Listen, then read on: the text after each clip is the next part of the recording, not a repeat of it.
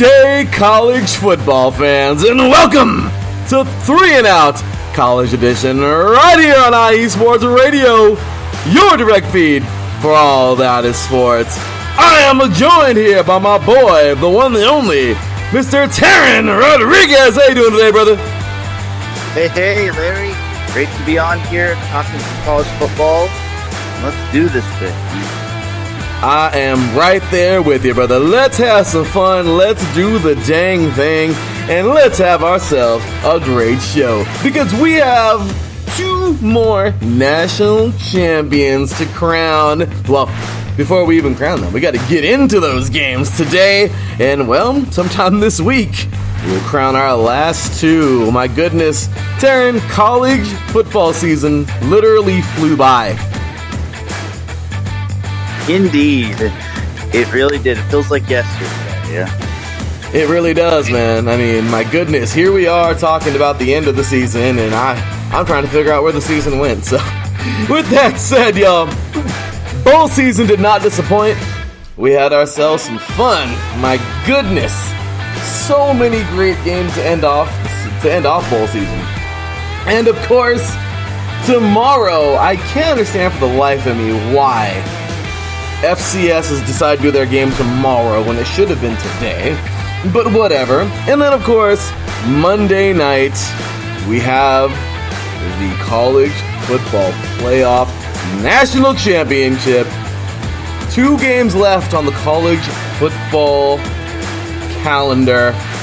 And, well, we're getting into both of those today. You are now listening to 3 and Out College Edition right here on IE Sports Radio, your direct feed for all that is sports.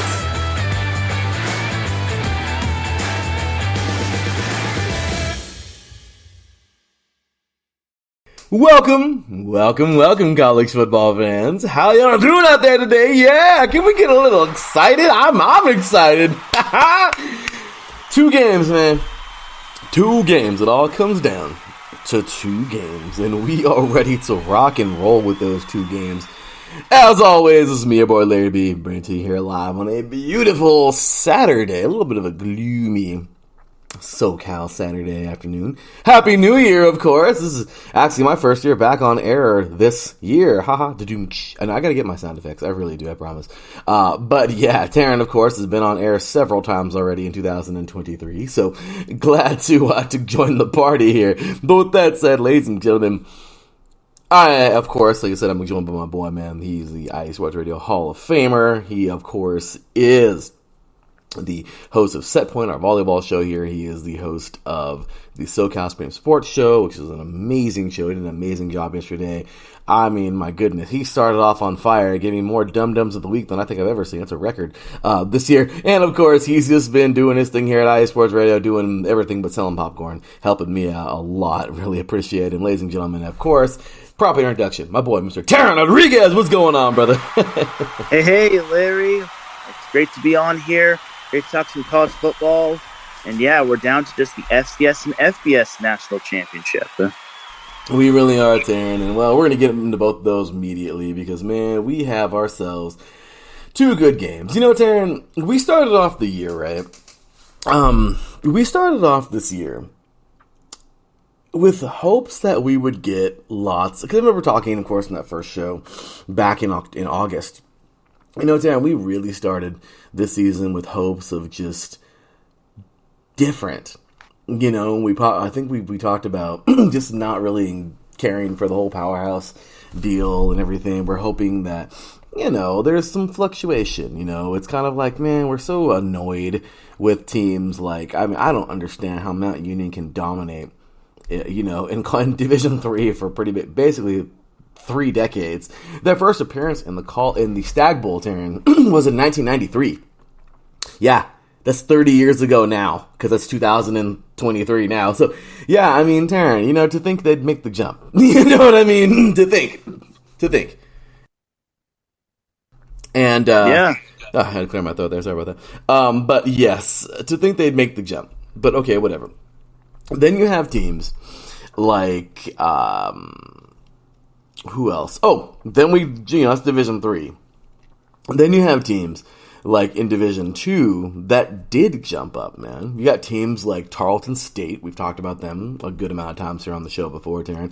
And they made the jump, brother. They made the jump, man. And they didn't even win no national championships or anything. They just went up to the FCS, and they're rocking and rolling. You have schools like James Madison, who were FCS for quite some time. They won one national championship at least, I think. But in the last 10 years, Darren, 2016, they were the one to knock off North Dakota State, and they're like freaking 10 years of being in the dang national championship, like in a row at the, or whatever. Like in that time, like it's crazy. Like they made the jump, and they didn't even come off of a national championship. I mean, to think the way you'd want to do it is win a national championship and then that next year make the jump. I mean, you know what I mean? But once again, though, James Madison was like, screw it, we're ready for it. And they did, Darren. And they did damn good this year. Remember they won like 7-0 or 8-0 or whatever in the Sun Belt. I mean, they did so well. So you see these schools, right? And it's kind of disappointing when you see schools like Mount Union not making the jump, or you see schools like in Division II, Ferris State and Grand Valley State, they're pretty solid, but I think they're good where they are, maybe not, I don't know. But you see teams that are like North Dakota State that just bug me, you know what I mean? Because it's like, you could make the jump, you can totally compete. They barely lost to Arizona by 3 points this past year. I mean, come on, man. In South Dakota State, I feel like they're right there with them. South Dakota State is kind of a little brother, they really are, but damn it, they're good, and it's crazy. Both of those schools are just miles ahead of everybody else. I don't know. I mean, it's cool seeing them up there in the national championship and everything, but it's like, can we? I don't know, like, maybe you guys should make the jump too. You see teams like Alabama, once again, apparently that was Nick Saban's last season. And all to you, sir. All the best to you for an amazing career. But, they fade. You know what I mean, Teran? We just watched his buddy, Bill Belichick. It's weird seeing the Patriots not good right now. It's weird. It's really weird. After growing up seeing them my whole life, at least from a very, from a young preteen all the way until now, it's weird seeing the Patriots not dominate, So I'm just saying everyone has their run at the top, but it's just kind of like, really, really, Mount Union, North Dakota State, like, really, you guys are just going to stay there and just beat everybody else when you could just make the jump and be a bigger program. I don't know. So we talked about that a little bit, Teran. But here we are today talking about a national championship between both of these schools.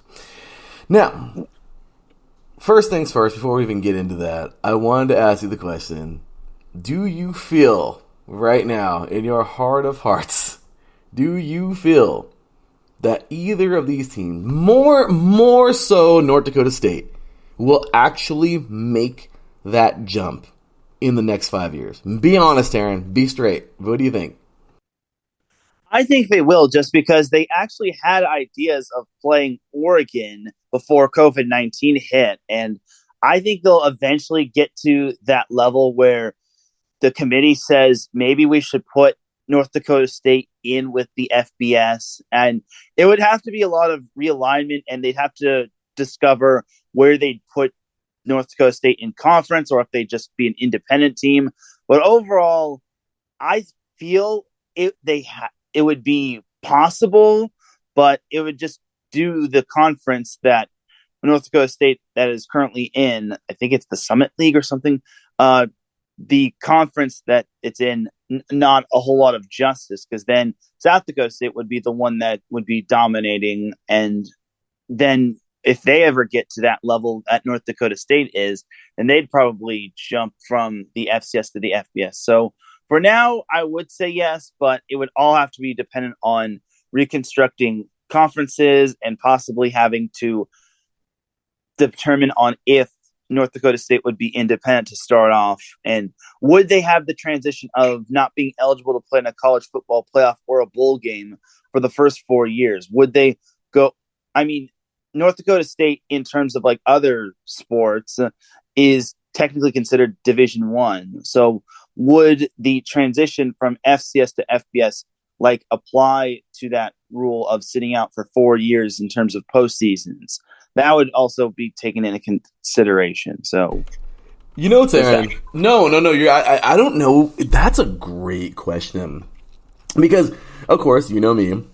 Cal Baptist. That's right. Lance up, baby. That's right. Where's my Lance at? Yeah, there's my applause. Yeah, Lance up. Sorry. Okay. Everyone knows me. I'm a big diehard Lancer. That's my team. I love them. That's my school, my university.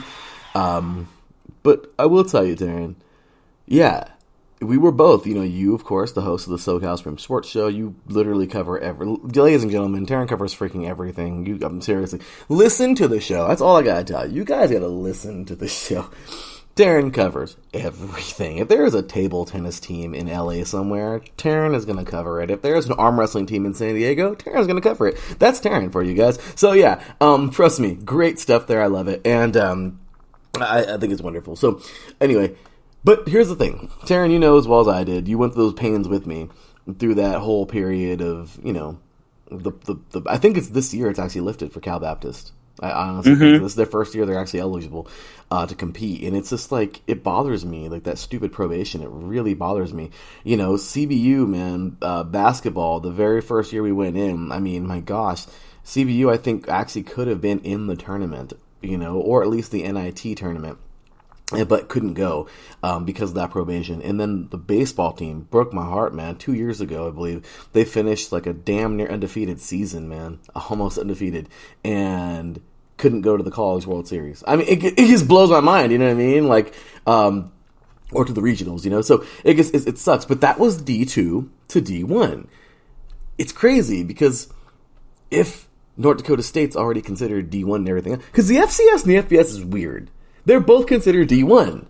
It's just, you have the subdivision and you have the bowl division, they call it, and the conference division or whatever it is, or championships division, or I forgot what it's called. But regardless, I wonder if that would actually apply, Teran, if they would jump up, that there would be that probation to where they couldn't. Because I don't know. Well, I mean, we'll have to ask JMU because they did it. You know what I mean? But if JMU, I mean, I think they've already, I don't know. That's kind of crazy, Teran, because I think they won a good amount of games this year, didn't they? But they were not in any bowl games. Therefore, I think that actually might, I'm almost positive now that, that you brought that up, that, yeah, I mean, it looks like JMU, James Madison, is probably going to have to go through that little harsh little, really, really stupid, in my opinion, probation period. So yeah, I mean, I guess that would be something they would have to endure, but I don't know, man.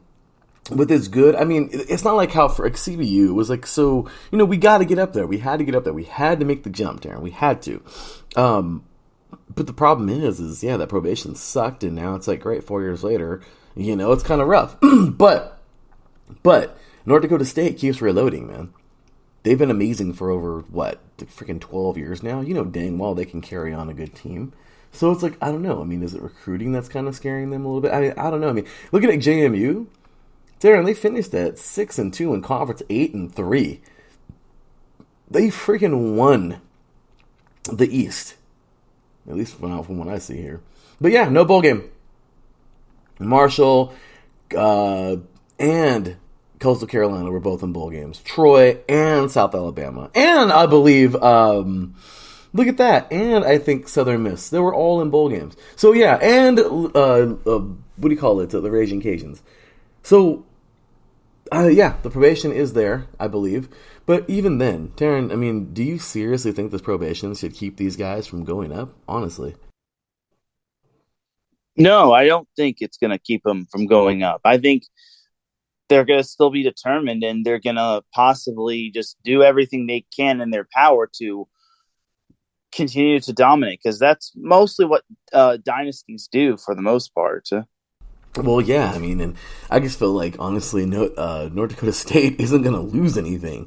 I mean, I get it, there's 4 years of, which is way too long, because how can you tell a kid, hey, come play for us, but just so you know, in the next 4 years, you'll never win a title. You know what I mean? Like, it's kind of hard. We talked about this before, Teran, with CBU. But I guess, but at the end of the day, it's kind of like, I don't know. I mean, are they, I know they want to keep winning titles and everything, but I don't know, man. I kind of feel like it's there. Like, they need to really buckle down and see what they got, man. Because I feel like, who cares? 4 years? What's 4 years? Like, this program can honestly really thrive, I feel, at the next level if they keep on doing what they've been doing. I mean, I don't know. I feel like both these programs should jump up very soon. But anyway, so let's get into that game, Darren. Tomorrow, I don't understand for the life of me why it's not today. But tomorrow, we have here the FCS National Championship live from Toyota Stadium in Frisco, Texas. Oh, it's right now. It's 56 degrees currently, so you know it's going to be a little bit of a colder day. And, well, here we are, Teran. The game is set for tomorrow, 11 a.m. Pacific Standard Time, our time. And Texas time, of course, is going to be at 1 p.m. And here we go, Teran. It's all coming down to this. It has been a fun season. Earlier this year, early on in the season, you and I had a fun upset day, because there was also another upset not too far away from this one. But back on October 15th, South Dakota State would do in North Dakota State, man. It was a great game. At the freaking start of the game, it was just great. I mean, 14-7 at the end of the first quarter. You knew North Dakota State was probably going to win this game because they're big brother. Well, not so fast. Are they really? Yes, they are, because in the second quarter, they were up 21-7. Teran, the Bison look like they're going to run away with this one. But then the third quarter comes along. The halftime speech, I don't know. As I always say, Teran, I don't know if they had some of Michael Jordan's secret juice or whatever from Space Jam. But something happened, man. And by the end of the third quarter, it was only a 4-point game. A touchdown and a field goal later, heading into the fourth. 21-17, North Dakota State led. And wouldn't you know it, man? Wouldn't you know it? It was a pair of field goals in the fourth quarter that did it. One with 10:25 to go, and one with 3:49 to go off the foot of Hunter Dustman. One was a 38 earlier in the fourth quarter. One was an 18-yarder later in the fourth quarter.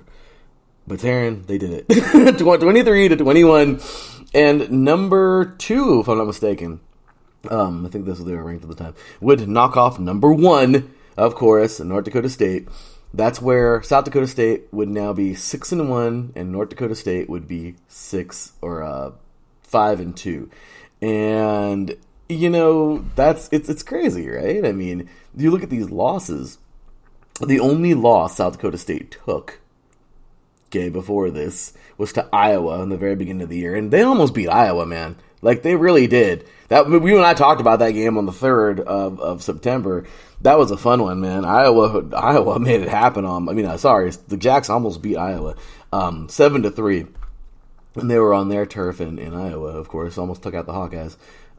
Yeah, it was awesome, almost beating them. And then we have North Dakota State, and their only losses at the time, of course, they took 2 losses, but they would lose to Arizona.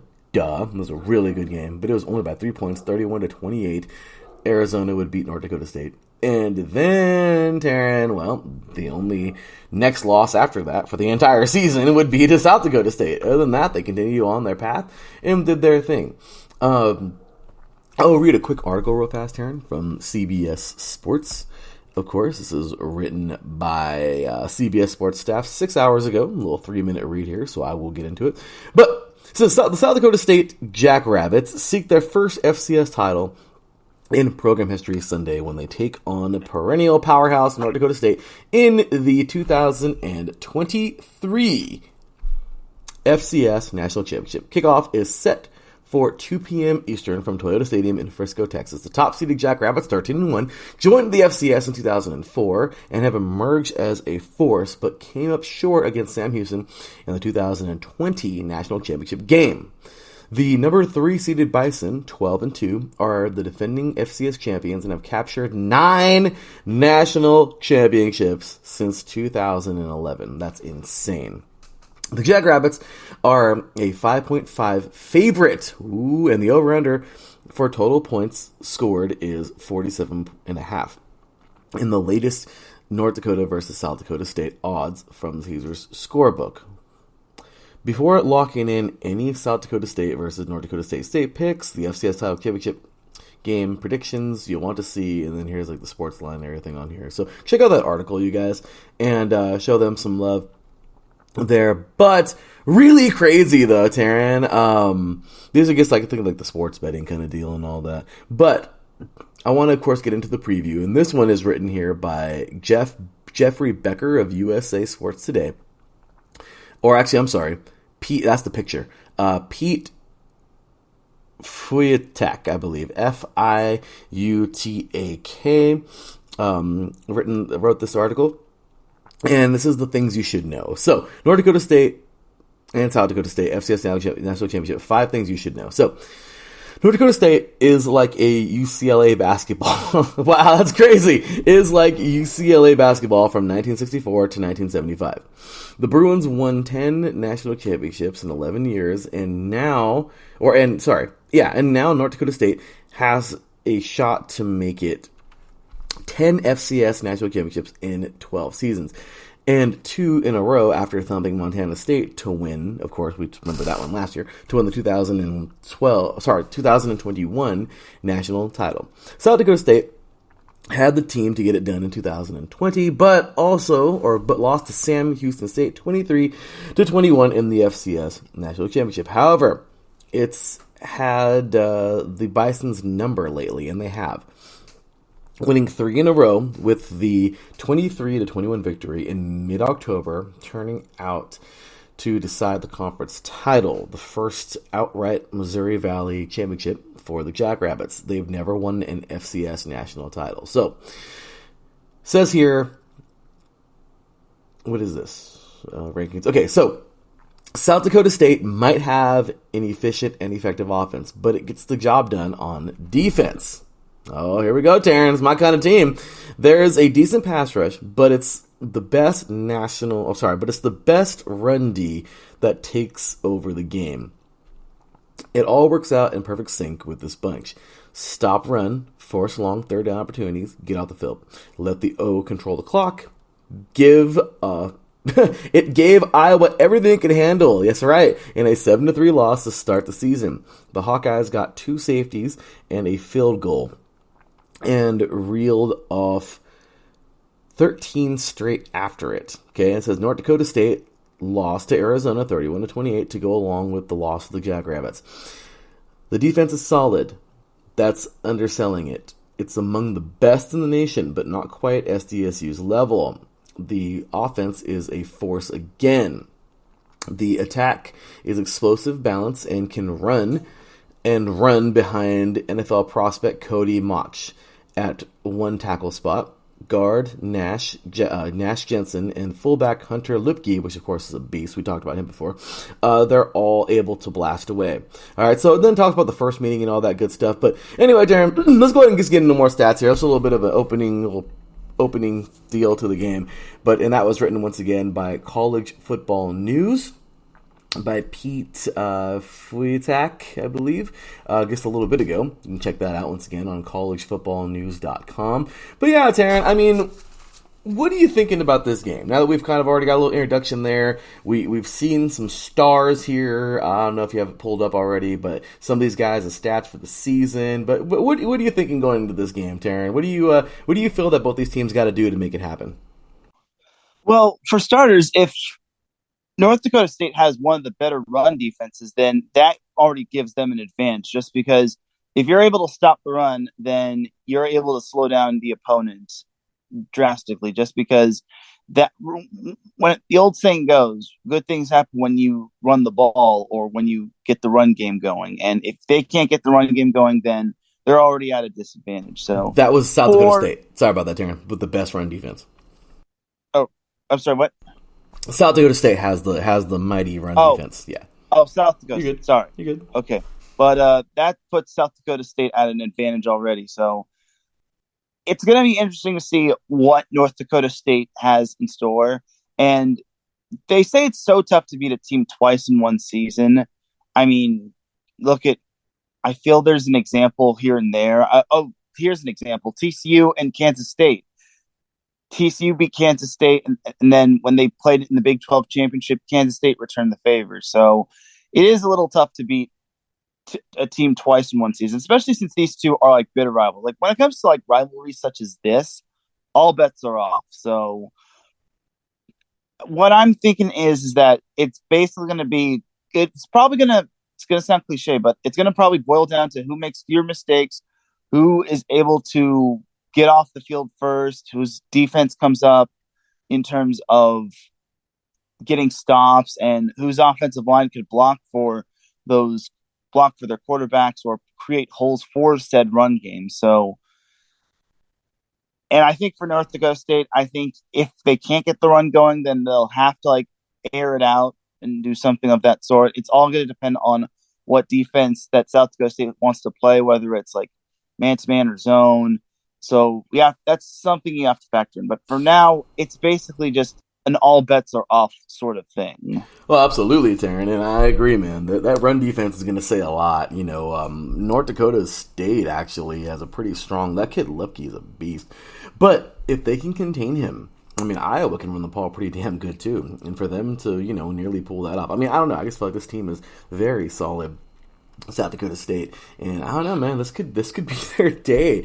In this article, Mr. and I'm just going to butcher his name again, Mr. Pete Fuyatak will give us why each team will win here. And I don't know, Teran, what do you think here, man? I'm going to read these both.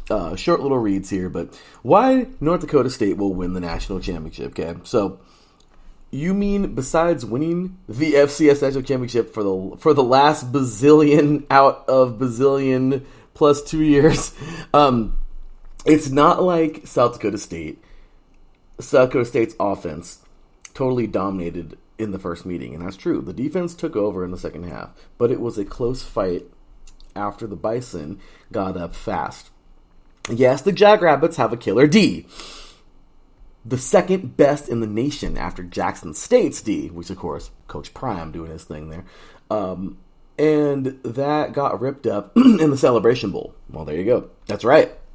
And they would lose a tough one there. But North Dakota State can hold up just fine. There's enough of a pass rush to matter. The turnovers come in bunches, and the secondary should come up.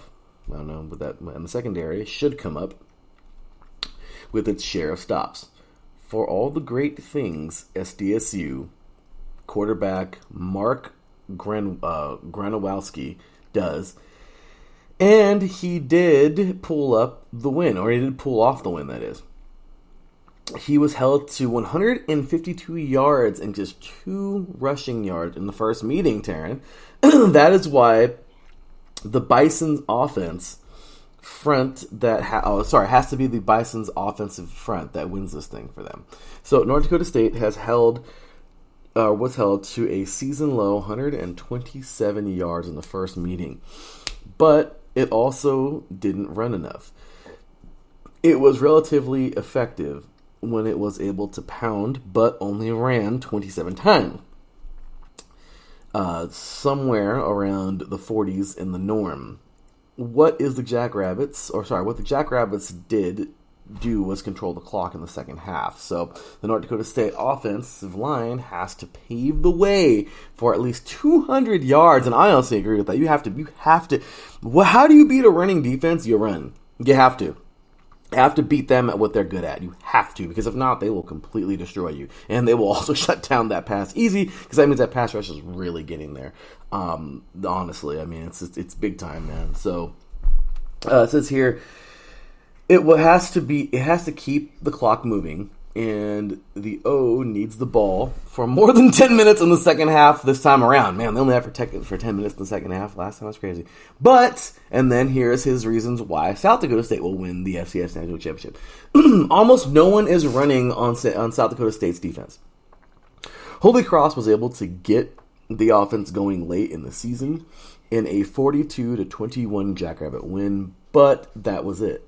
The Crusaders got to 261 rushing yards in the loss, but the 127 put up by North Dakota State were the second most. That's crazy. Iowa couldn't get to 60 yards. Montana State was stuffed. Indiana State was the only other team to run for over 100 yards, and it got whacked by 42. North Dakota State can't count on the running game working any better than it did in the first time around. The O-line was good. The pass protection, fantastic. And it still didn't matter. The Jackrabbit offense was able to take over the game and control the tempo because the defense kept getting off the field. South Dakota State will get even more out of the pass rush this time around. And the offense should still be able to keep the chains moving. Yes, the Bison's defense is great. And no, it won't get gouged. But South Dakota State will be able to we'll be able to run a bit and should do a bit more controlling the clock. That and then it says what's going to happen in the prediction or whatever. So his official prediction looks like here. What's going to happen is, let's just finish it off with this. The North Dakota State passing game isn't going to do quite enough to pull this out. Oh, I think he's picking the Jacks, man. It picked up over the last few weeks, but there have also been turnovers. Not a ton, but if the O gives up 2 interceptions like it did against Incarnate Word in Montana, that could be enough to tip the scales. No, you're never, ever wrong to assume North Dakota State will win an FCS championship, but it always does when it gets the chance. Because it always does when it gets the chance. But South Dakota State's defense will come through. It'll stop the Bison ground game from taking over. The team will be +2 in the turnover margin, and the Jackrabbits will make it 4 in a row in the series. Only this time with everything on the line. All right, Teran, there's a prediction from Mr. Pete Foyatak. Once again, you can go check out that awesome article. He's written a lot more at collegefootballnews.com.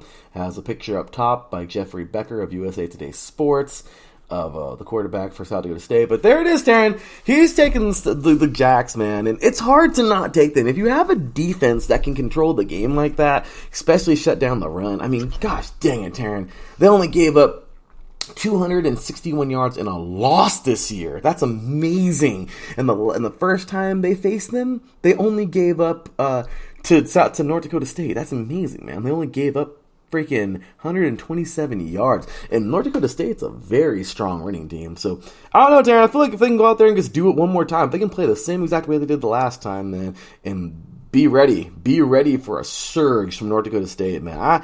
I'm going to go with that as well. I think the Jacks will be able to pull this one off. It's going to be so close, but that's what I'm going to go with, man. I'm going to go official prediction here. I don't know. I don't even know about a final score, but I think it's going to be so freaking close, man. I'm going to go with the Jacks to win this one. What do you think, Teran? Yeah, I think the Jacks are going to win this one as well, just because I'm seeing their quarterbacks from their quarterback, Cam Smith. It's not overly impressive, if you ask me. I mean, it's not terrible, but it's not all that great. It looks like they're more of a run team, and as Kobe Johnson is literally been their catalyst in terms of the run game. I got to go with South Dakota State as well. I think their run defense will hold strong, and I don't think that the North Dakota State passing game is going to be enough. And their quarterback does not have a game where he has surpassed 300 yards. He's not going to put up those Caleb Williams or Max Duggan like numbers. Yeah. It's just going to have to be like a physical ground pound game. And I don't think that South Dakota State's going to allow them to get comfortable on the ground. So North Dakota State, in order to win, they're going to have to be patient. They'll either have to check it down, or they're just going to have to try and attempt to throw deep balls, or they're just going to have to flip their personnel offensively altogether. But I have South Dakota State winning it. I think they'll win 31-24. That's a good score, Teran. I mean, looking at these guys too, like these guys. So looking at North Dakota State coming into this thing, Cam Miller, you mentioned him already. He's been pretty solid, Teran. He's a junior. I think he's going to stay for his senior year, of course. I don't know if he's going to be heading up to the league or anything. But, I mean, hey, Carson Wentz, Easton Stick, Trey Lance. I mean, there's been a couple guys, right? There's been a couple guys, huh, Teran, that have made their way to the league from North Dakota State. But I don't know. Miller might be staying another year or so. I'm not sure. But he's 142 for 215.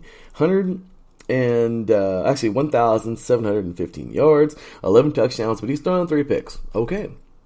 And I believe those 3 picks are somewhere in that game versus South Dakota State, or actually a couple of them, or maybe one of them, I don't know. But then, of course, you just mentioned Johnson. Okay, Kobe Johnson. This is his last game, brother. He's a senior, 5'9", 188 pounds, beast of a running back. Okay, he has 118 carries, 902 yards, 8 touchdowns.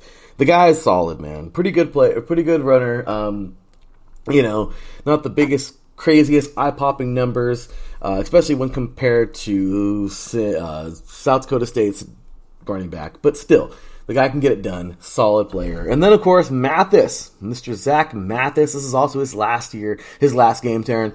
6'6", 205 pounds. And I'm assuming, because they're seniors, of course, their last game. But 29 receptions, 399 yards, and 3 touchdowns. Okay, now going over to South Dakota State. We can talk about this young man right now, Mark Gronowski. He's a sophomore, dude. That's amazing. Kid is a sophomore. And he's doing really well, man. 6'3", 220 pounds, man. He's done really, really well.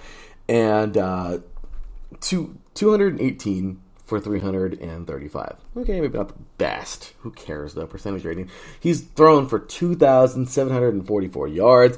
He's thrown 23 touchdowns this year, Teran. That's pretty solid. Yes, he's thrown 5 interceptions. But it is what it is. Like I said, the guy's numbers, the good outshine the bad. I know that when it comes to critiquing NFL, it's very hard. Because at this point in time, you're still saying, but he still threw 5 picks. That's kind of tough, I understand, for some scouts. But at this moment in time for this game, the guy's throwing some pretty good games. And you can tell, he will risk it to get the biscuit. You know what I mean? He will throw some tough throws. And unfortunately, 5 of those throws, I'm sure, maybe one of those were a bonehead pick, I don't know. But because, Teran, there's those throws where it's oh, dang it, should not have thrown that at all. And even they will say it. But there's some where it's they had to make the risk, man. And it seems to me yeah, he's throwing 5 picks, but it just goes to show you the guy's fearless. I mean, if he can clean that up a little bit. But still, and he's throwing for 23 touchdowns, like I said, all the year. So he's done solid. Okay, this young man, Mr. Isaiah Davis, man, junior, 6'1", 220 pounds. This dude's a monster. 227 carries on the year. 1,348 yards and got 14 touchdowns on the ground. Just what a season for him so far. And then Mr. Jackson Jenke. Hopefully I didn't butcher his name, but 57 receptions, 797 yards, Teran, and 7 touchdowns. I mean, I don't want to sit here and sound like a total jerk comparing these two, but when you look at even just the stats from these players, the top 3 players from the passing game and the running game, receiving, it goes with the passing, but I don't know, Teran, even looking at this, it just kind of seems like, based off of this, if I had to pick a winner, I'd still give the eggs to South Dakota State, man. I don't know, brother. I just feel like they got the upper hand going into this game. Yeah, it's tough for me to justify North Dakota State. I think, again, it'll be close, and it is going to be tough to beat a team twice in one season, but I just think South Dakota State has that edge. And obviously South Dakota State has that little, I wouldn't say those bad memories of not making it to the final last season, because they lost the semifinals to Montana State, if I'm not mistaken. And obviously I wouldn't say their revenge tour, but their redemption tour is almost complete, and they only have one more hill to climb, and that would happen to be against their rival. Now, obviously, their run defense is, like I said, it's going to be crucial, and then their offense is going to have to click, and they too are going to have to be patient in terms of their offense. They can't just go throwing or making poor decisions just because at this stage of the season and in that big of a game, you just have to be patient and let the game come to you and see what the defense can do in terms of giving the offense a rest. So, and also, like I said, can that defense force 3 and outs, force turnovers, just force stops altogether? How limited can North Dakota, how much can North Dakota limit South Dakota in terms of its offense? How much can South Dakota limit the run game from North Dakota, considering their running back only being 5'9", nearly has 1,000 yards? So those are some X factors you have to follow through in. And like I said, the offensive line, they got to dominate the trenches. I think whoever dominates the trenches could also be successful in this game. 1,000% agree, Teran. That's it's funny because it sounds so cliche, but it's the truth. Lower man wins. That's what we're taught. That's how it goes. And if you can dominate the trenches, man, you're gonna more than likely win the game. Has it happened before the other way around? I'm sure, yes. But, dude, more than likely, you're gonna dominate if you dominate the trenches. So, absolutely, Teran. So, there you have it. Our little talk there. Our little preview of the FCS National Championship game.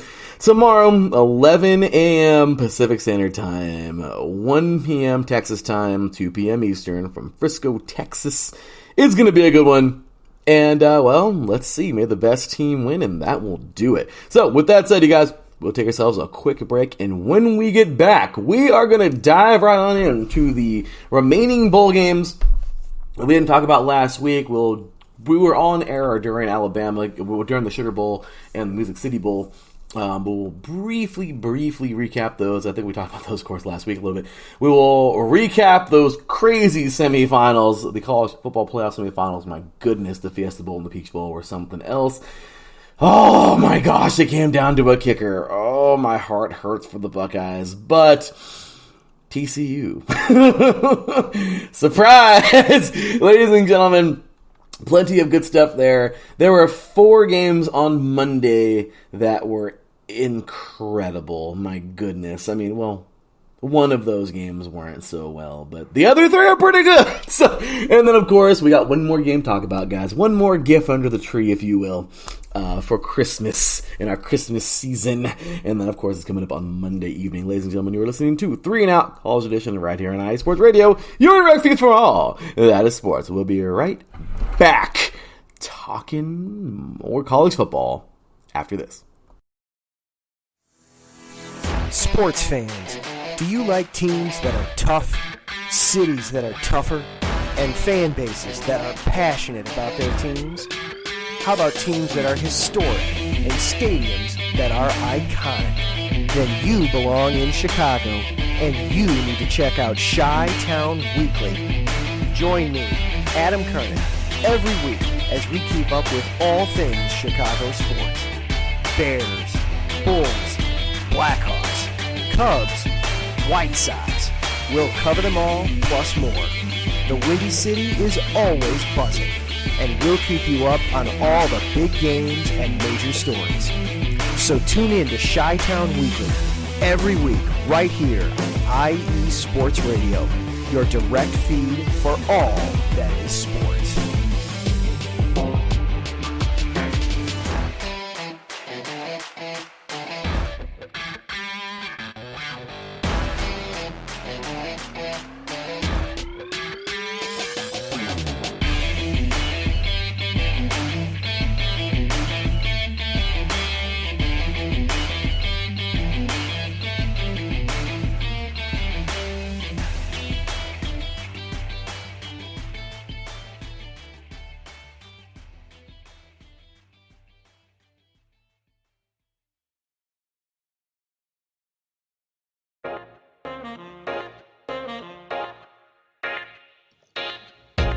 What is going on, everybody? My name is Harrison Glazer, and we're coming at you from the Show That Never Sleeps podcast. I cover the Jets, the Islanders, the Nets, and the Yankees. This is Pierre Moss, and I cover the Mets, Knicks, Rangers, and the Giants. Our show is live every Wednesday through Spreaker and a bunch of other ways to get our content. Again, we're the Show That Never Sleeps podcast. We talk about all those New York sports. It's a lot of fun. We get into all of it. Please tune in. Again, that's Wednesdays at 6 p.m. And we look forward to having you guys right here on IE Sports Radio, your direct feed for all that is sports.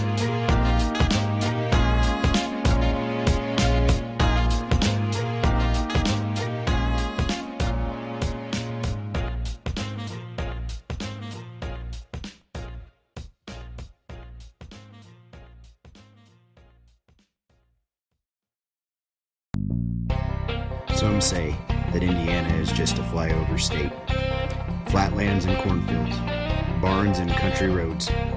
What if I told you Indiana is the crossroads of America? What if I told you in all other states, basketball is just basketball? In Indiana, Basketball is life. Crowded high school basketball gyms on a Friday night, and every barn with a basketball rim and a frayed, worn-out net. If you're interested in the heartbeat of America, and if you're interested in sports, if you have Hoosier running through your veins, the Crossroads Pod with Aaron X is made for you. Powered by IE Sports Radio, your direct feed for all that is sports. Each and every week, the Crossroad Pod covers all of Indiana sports. The pride of the horseshoe of the Indianapolis Colts. The blue-collar, bold swagger of the Indiana Pacers. The relentless pursuit of the sixth banner for the Indiana Hoosiers.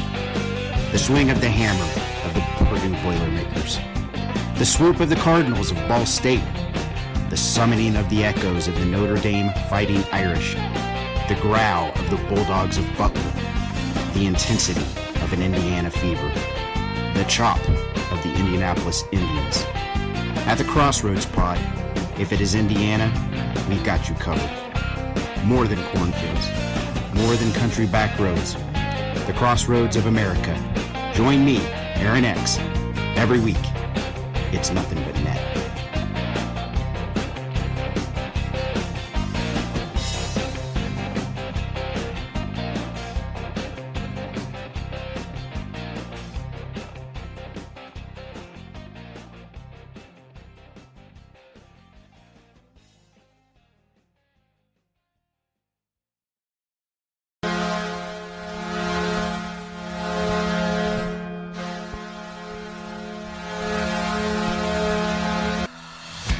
Hockey fans, I'm Adam Kernick.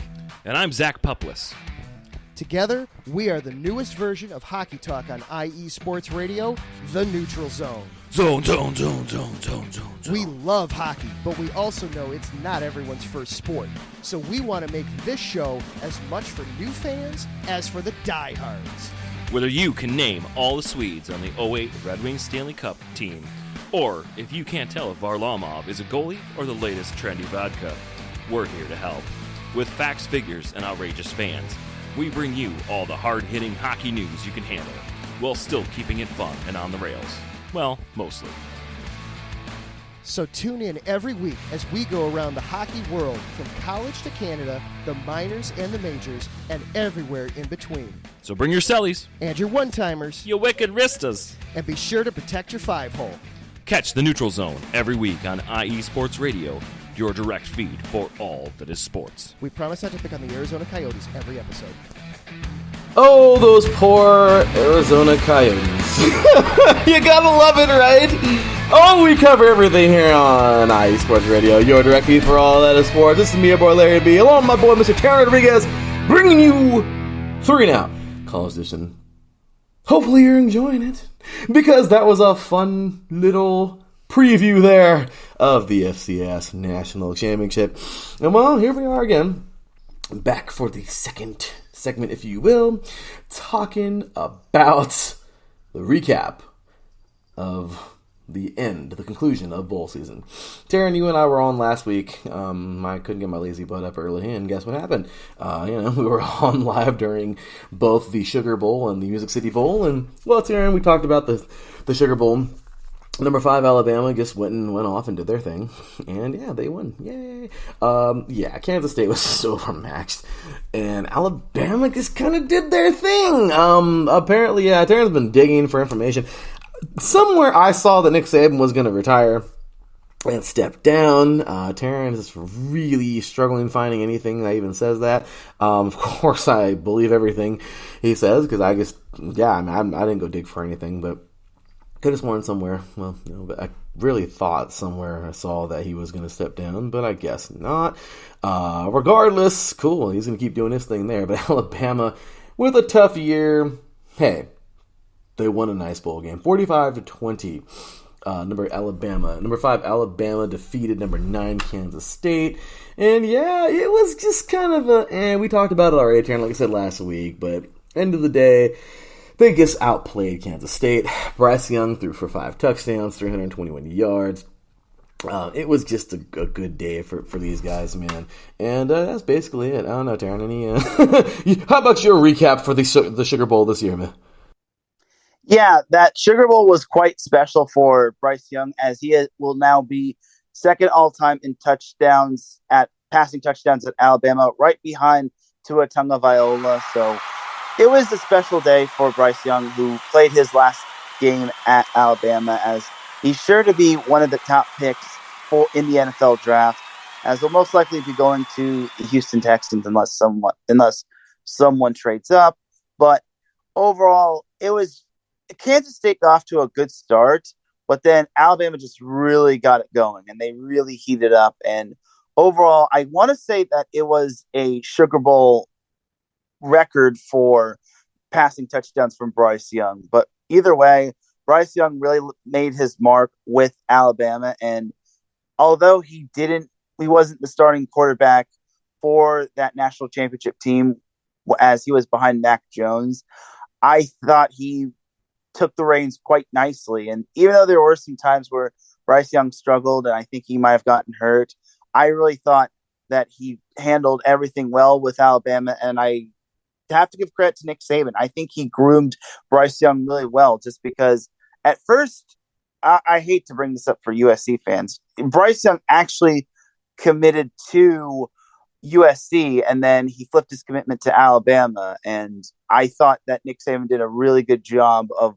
what he did for what Bryce Young did for Alabama. And I like how he groomed him, just because being behind Mac Jones is not easy, especially when Alabama is most likely a quarterback school. But now Bryce Young had his chance to shine, and now he's going to get his chance to shine in the NFL. Agreed, Tim. And yeah, you know what?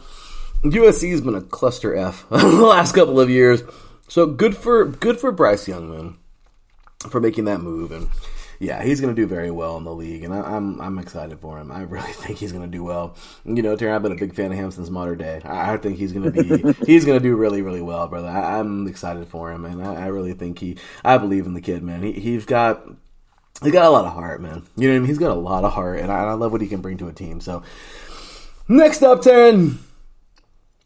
There was this game called the Trans Perfect Music City Bowl. I don't know if you've heard of it before, but Iowa, you know, the team that barely beat South Dakota State, they beat Kentucky 21-0. That's it. Iowa will finish the season at 8-5. Kentucky will finish the season at 7-6. I don't really know if there's anything else to talk about. Iowa gets dominated. I mean, and the weirdest part about this game is all 3 touchdowns were scored in the second quarter. It was just a weird game, Teran. I guess that was it.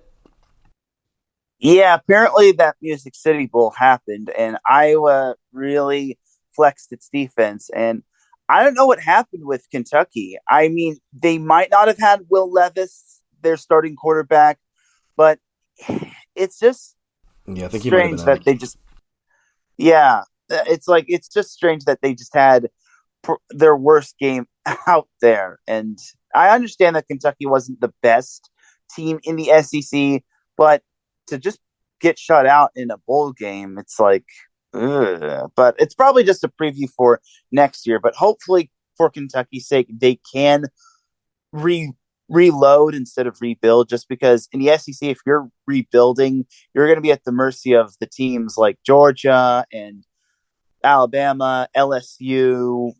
And Florida, which heaven knows what's going to happen with them. But either way, you just can't rebuild in the SEC. You have to reload. Agreed, Teran. And boy, I'll tell you, man, that was a smack around game. I mean, I don't know. It was weird. No eye-popping numbers or nothing. It was a good game. This is kind of an odd one, though. I mean, at the end of the day, not a bad day for any of these teams. Joe Lavis, he threw as a freshman, too. Throwing 14 for 24, 139 yards, 1 touchdown. It was just weird. But there you have it. Iowa wins this thing. Way to finish off the season for those Hawkeyes. I don't know if I mentioned that Alabama finished at 11-2 and Kansas State finished at 12-4. My apologies, I'm notorious for doing that. But next up, we get into the 2 games that mattered. I'm just kidding. The first college football playoff game, of course, we were like a quarter into it when we finished last week's show on Saturday. On New Year's Eve. And Teran, Number 3, TCU would shock the world. Well, maybe not the world, because I don't know if the world was watching, but definitely the nation, definitely the country. As number 3, TCU, man, they would not go away. This game, at the end of the first, was 14-0. We were talking about that, of course, last week. It's an amazing performance by the Frogs. And by the half, it was 21-6. I mean, TCU just looked like they wanted it more. Number 2, Michigan just looked like they were just there. I don't understand why. I mean, I don't get it, man. I mean, I didn't see anything out of them. It looked like they didn't really want to be there. I don't know what the heck was going on with that team. But TCU was there, and they certainly made it. And then out of nowhere, in the third quarter, Michigan kind of remembered that they were, in a pretty big game, and they actually fought back pretty well. Regardless, though, TCU did not forget that, we're still, we want to win this thing. We're dominant, and we're beating the crap out of Michigan right now. So the third quarter was, oh my gosh, about as eventful as possible. And, ending this thing with a bang right at the end of the third quarter, we have Michigan scoring a touchdown, 41-30. 11-point lead for the Frogs going into the fourth. And then, Teran, it happened right as the fourth quarter started. Michigan scores again. Oh, it was great. Roman Wilson to Ronnie Bell. Actually, sorry. No. Roman Wilson had an 18-yard carry, and then it was McCarthy, to Ronnie Bell for the extra point. I was like, wait a minute. I'm sorry, for 2-point conversion that it made it. You know what I mean? They were solid, man. 41-38.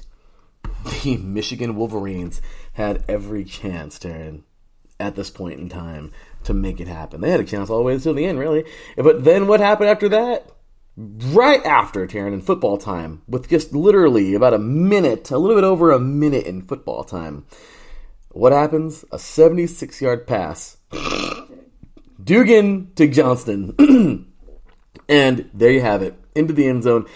Extra point, and the Frogs go up 48-38. Then we get a freaking field goal after that. 33-yard field goal, 51-38. Teran, it's just like the Frogs just had an answer for everything. Even though Michigan, as strong as they are, man, they kept fighting.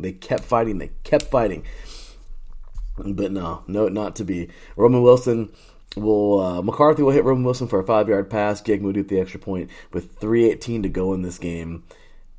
But it just wasn't enough, Teran. Michigan couldn't close the door. I'm sorry, Michigan couldn't, get through the door, and TCU slammed it shut. Their defense did the trick at the end.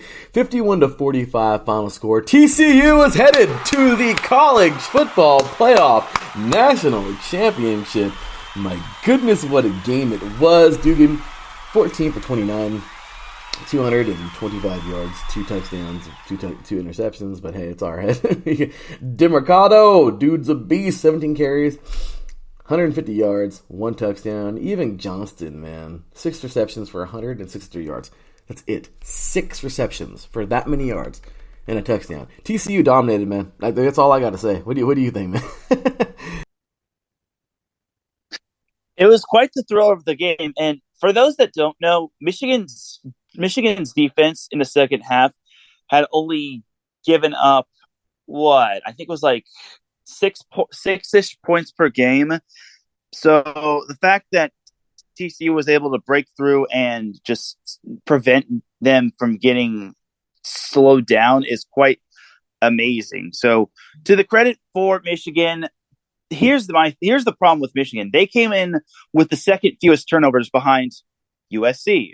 So for Michigan, their turnovers were so very uncharacteristic, and I'll give them the benefit of the doubt that they did have a touchdown taken away, which resulted into a fumble following that one on the 1-yard line. But again, when you're playing in that big of a game, you cannot afford mistakes like that, especially to a much improved TCU team. And Max Dugan is definitely a great story. If I recall correctly, he didn't even start the season. I think he was 3rd in the depth chart in terms of quarterbacks on TCU. And the fact that he is 1 win away from being a national champion is absolutely amazing. And TCU's got some speedsters on that team. Their running backs were good. I think one of their running backs, 33, did get hurt, but he was okay. And I think he did return for a few series, but a couple plays in terms of a series. But overall for TCU, they didn't let up, even when Michigan did their best to try to break through. And to TCU's credit, I really think that they have definitely earned their way into the final, let alone they have definitely earned their way to being in the semifinals, just because everyone thought TCU was going to drop out and then Alabama was going to get in. But TCU's overall body of work really shows for it. And I think TCU definitely deserves to be in just because they've played solid all season long. They did have that slip up against Kansas State in overtime in the Big 12 championship, but I really think TCU is a great story. And Sonny Dykes, that dude, I don't know if he's been named National Coach of the Year, but if he hasn't, he definitely deserves the right to being the Coach of the Year just because he has turned this program around, and it's just so awe-inspiring. Teran, let me applaud what you just said. Dude, Sonny Dykes is amazing. What this team has done is incredible. I can't even express how much of a job he has done or how good of a job he's done over there at TCU because, Teran, I didn't even see TCU anywhere near the national championship when the season started. I didn't think, come on, man. They're a Big 12 team. The Big 12 is falling apart. New teams are headed there. Cool. I think BYU's headed there, right? We're getting there. There's some teams, switching around. We all know, but the Big 12 is just in a state of, not an emergency, but let's just say it's the Big 12 with like 7 teams. You know what I mean, or something like that. 7, 8 teams. Like it's just kind of blah. I feel bad for them. But this right here is a spark of hope for the Big 12 because this team took out a Big 10 team and now they're going to go face an SEC team. And this was just awesome, man. What a season for these guys. And go Frogs, man. That's all I got to say. Go Frogs. I love it. Underdog story, beautiful stuff there. So Under Frog story. I love it. Under Frog story. That's a good one, Teran. So next up, we have the College Football Playoff semifinal game number 2, the Chick-fil-A Peach Bowl. And Teran, if we didn't get a good one in the first one, if the first one wasn't good enough for you, the second one had to have been because, my goodness, we have a punch-for-punch first quarter. Touchdown, answer with a touchdown. Ohio State strikes first. Georgia will answer back. The second quarter was eventful. My goodness. The second quarter of this game was much like the second quarter. I'm sorry, the second quarter of this game was much like the third quarter of the first game. And dude, it was awesome. They went back and forth, back and forth, back and forth. And Ohio State, some people thought they were going to get rolled on by Georgia. No. Ohio State thought, man. And freaking crap. Just before halftime, Stroud will hit Johnson for a 37-yard pass into the end zone. Noah Ruggles with the extra point. It was 28-24 with 49 seconds to go in the first half, Teran. And that's what it will be going into the half. 4-point game. I think Ohio State was shocking everybody. That was just amazing. Into the third quarter, Teran, it got crazier as the defense really controlled the entire quarter, man. Ohio State really was stiff in that third quarter, and it was 38-24, Teran, heading into the fourth. I mean, you think, how do you find a way to lose this? It's tough. But going into that fourth quarter, a field goal for Georgia, followed with a touchdown after that, man. This was a big one. Stetson Bennett to Arian Smith, 76 yards into the end zone. The 2-point conversion was good, Bennett to Ladd McConkey. And there you have it, man. Now it's a 3-point game. 38-35. Ruggles will nail a 48-yard field goal, which makes it even harder to say what's going to happen in a few minutes here. After a 48-yard field goal, he nailed it with 2:43 to go. 41-35. And Teran, that bend don't break defense that broke a little bit ago, broke again. Stetson Bennett to Adonai, and I don't want to butcher his name there, but Mitchell, 10-yard pass into the end zone. Jack Poldency, I believe. I don't butcher his name either. But into the with the extra point, and Teran, lo and behold, the team that was once trailing 38-24, those Georgia Bulldogs, man, they're leading with 54 seconds to go in this game. I mean, this is what it's all about, right there. It's the college football playoff. Oh my gosh, Georgia, they will take the lead, and no! Ohio State is just in utter shock, man, and oh my gosh. Well, they get down the field, Teran, they do. And with about 8 seconds left on the clock, the field goal unit takes the field. Kicker Noah Ruggles, I believe that's who it was. Duh, I think so. Of course, he's their kicker. He will set up for the kick. The ball would be snapped, Teran. And from 50 yards, he just nailed a 48-yarder. Like, it's 2 minutes in football time before this. A little bit over 2 minutes. 2.5 minutes or whatever. Teran, the kick wasn't even close. It was wide left in like a different area code. I hurt for this guy, man, because had that have connected, it was 2 more yards than his previous field goal just minutes before this. Had he connected, Ohio State would have brought down the Giants, the defending national champions, Georgia. And it would have been Ohio State, TCU, and I think that would have been mighty fresh.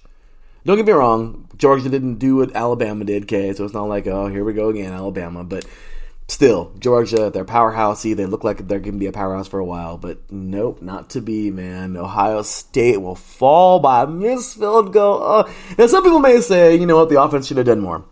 Or could have done more to get down the field. Some people may say, hey, you had the whole fourth quarter. Some people will say you had the whole game. And no, you're absolutely correct.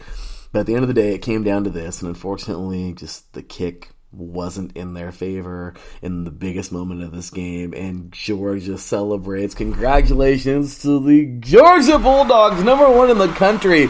They will knock off number 4 Ohio State, 42-41. And there's our national championship, Teran. We'll be talking about that in a little bit, but Georgia prevails. Oh my gosh. Just Stetson Bennett, 23 for 34. 398 yards, 2 yards shy of 400 yards. 3 touchdowns, 1 interception. Man, McIntosh, he had 70 yards on 5 carries. Smith had a pretty good game, man. 3 receptions for 129 yards, 1 touchdown. Teran, this game. What you got to say for it? It was quite the roller coaster ride. And the fact that Georgia hung tough with Ohio State all game, despite trailing at a few points in the game, is a testament to how much Georgia has improved from its past. And I really think that Stetson Bennett really put on his big boy pants. Some were saying that he wasn't deserving of being a finalist for the Heisman Award, but he really showed that he deserved to be a finalist. And Stetson Bennett, C.J. Stroud, it was quite the duel. And you have to give credit to C.J. Stroud. He led that team all the way back into field goal range. Unfortunately, it just did not go Ruggles' way. And I felt for Ruggles. As one of my former junior college football coaches once said, it should never have to be, the game should never have to be put on the leg of our kicker. And Ohio State, you said they were up 14 at one point. They should have not. I don't know what happened. I don't know how they let up a big lead like that. But for Ohio State, they kind of only have themselves to blame. I mean, C.J. Stroud is a phenomenal quarterback, and he is going to definitely be a game changer or a team changer for any NFL team. But I just don't understand how, when you score 41 points, against a stout Georgia defense, that should definitely be enough. But unfortunately, it just wasn't. And again, credit to Georgia for sticking tough. And C.J. Stroud did all that he could to basically get Ohio State into a possible win game-winning situation, but unfortunately it just wasn't enough. And you have to credit some of Georgia's offensive playmakers. It wasn't just Stetson Bennett. His receivers did him well. The run game, I think, did well as well. The defense was stout as well. So for me, I think it was a collective team effort, and Georgia just had a little bit more in the tank. And I thought that, again, I think being in the SEC kind of prepared them for this, just because they played some of the tougher opponents in that conference. And for Ohio State, it's obviously a tough way for them to go out. Obviously, CJ Stroud wanted to end his career with a chance to play in the national championship, but he had a phenomenal year, and I don't know if Ohio State was at full strength. I feel they had a few players out. I think a few of their receivers out, but either way, they have nothing to hang their heads down about. No. It is going to be tough to replace CJ Stroud, especially since Stroud, he learned a lot from Justin Fields and all the other quarterbacks that were at Ohio State. But for Stroud, his future definitely looks bright. And I think Ohio State will be back on the stage. It will take some time, and we don't know what's going to happen with Michigan. We don't know if Harbaugh is going to be going to the NFL. Jim Harbaugh is going to go to the NFL. And we don't know what's it going to be like for their quarterbacks. We don't know what's going to happen with Cade McNamara, because he just had season-ending surgery. But overall, for Michigan and for Ohio State, I think the futures look bright. They represent the Big Ten well. It's just that they just fell a few inches short, or one or two drives short. Agreed, Teran. Oh my gosh, you're right. I love what your junior college coach said, Teran, because it's true. Man, you should never. And that's not saying anything bad about the kicker, but that just means we shouldn't have to be put in that situation. Exactly. Let our kicker help us throughout the game to get us points, but it should never have to come down to his leg, ever. His or her leg doesn't matter. We need to make damn sure we're good. Because if you're barely winning games like this, they're gonna happen. But that just means someone should have handled business earlier, and that's all there is to it, Teran. So, oh my gosh. Well, on to Monday's games. That was New Year's Eve. Now on to New Year's Day. Now we're in 2023. And, well, Teran, we had three good ones. One kind of wash. But the Aurelia Quest Bowl was special. It was. Illinois fought very well, made a very good game. But rest in peace, Mike Leach. This defense, or this offense prevailed. This team prevailed. The whole team prevailed. Number 22, Mississippi State, will defeat Illinois 19-10, finishing the season at 9-4, and Illinois will finish at 8-5. And it was a great game, man. Kind of a weird one, but I liked it. The half, it was weird, 7-3. No, scoreless first quarter, 7-3 at the half. Only one field goal in the third quarter, 10-3 Illinois. But the fourth quarter was special, Teran. It was special. Mississippi State came out, man, and they freaking did it. They would score a touchdown early on, then a field goal with 4 seconds to go would actually go up 13-10. And that really should have been the game. But a fumble, a fumble return as time expired was the cherry on top. And you know what, man? The spirit of Mike Leach lives on. He's an amazing coach, and may he rest in everlasting peace. And Teran, his Bulldogs came through and won a great game. And that was just awesome, especially at the end. Marcus Banks with that touchdown return, fumble return. But Teran, good day, man. Rogers, 29 for 44, 261 yards, 1 touchdown, 2 picks. I know, not the best day, but they freaking got it done. And just an overall great day. Price, 7 carries for 68 yards. Robinson, 7 receptions for 81 yards, 1 touchdown. Teran, just what a day, and what a special win for Mississippi State. Yeah, it was definitely a interesting game, to say the least. And yeah, believe it or not, Mississippi State actually trailed throughout most of the game until the final 10 seconds, where they scored that field goal to go up 13-10. And then that last touchdown, yeah, it was a fumble return touchdown. And I don't know if there are any bad beats on that one, but for Mississippi State, that was definitely a good way to honor their coach. I think that win was definitely a great way, and we both picked Mississippi State, and nothing against Illinois. They hung tough, but for Mississippi State, they knew they were playing for someone. They were playing for someone that really meant someone near and dear to them. Long live the Pirate, the air raid offense, and I thought this would have been a little bit more high scoring, but you can't go wrong with a old school classic defensive battle, especially when the game ends on a defensive touchdown. So overall for Mississippi State, they played well and they came up big when they needed to the most. Agreed, Teran. And, well, if you wanted a high-scoring game, look no further than the Cheez-It Bowl, or the Cheez-It Citrus Bowl. Oh, wait, I'm sorry, Teran. I mean, a high-scoring game on one side only. Number 17, LSU wiped the floor with Purdue. 63-7. Oh, my gosh. Teran, this was just kind of sad. This is like a... Golly, and Purdue had a good year, Teran. They did. Purdue was solid all year long, but LSU just was worlds better. And, well, Teran, it just kind of fell apart for them. I don't know what else to say, but I will say this, that LSU dominated 63-7. I don't even want to get into the numbers for this, and I really don't. LSU finished off with a good year, and you know what? Yeah, there were some games where you knew clearly they were outmatched, but damn it, Teran, LSU was a good top 25 team. And you know what? They finished off with a good victory in the Cheez-It Citrus Bowl, 63-7. Once again, finishing at 10-4. And number 17 on the season. Purdue will finish at 8-6. It was just a beatdown. The only touchdown for Purdue came in the fourth quarter. It was 49-0 at one point in time, Darren. And then LSU just poured it on after that with 2 more touchdowns. Why not? It was just oh my gosh, it was sad.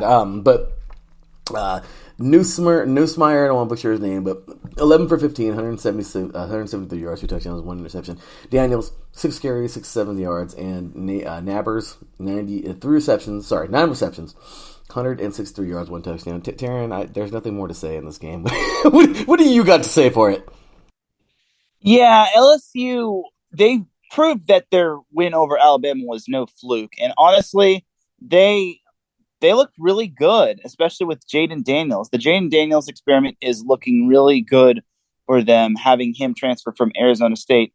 For Purdue, yeah, they ran into a buzzsaw for this one, but this kind of makes me wonder, should the Big Ten get rid of the whole South versus North or East versus West or anything of that sort? Just because, do people really want to see like Purdue or whoever comes out of the West or Wisconsin or Minnesota taking on Michigan or Ohio State in the Big Ten championship?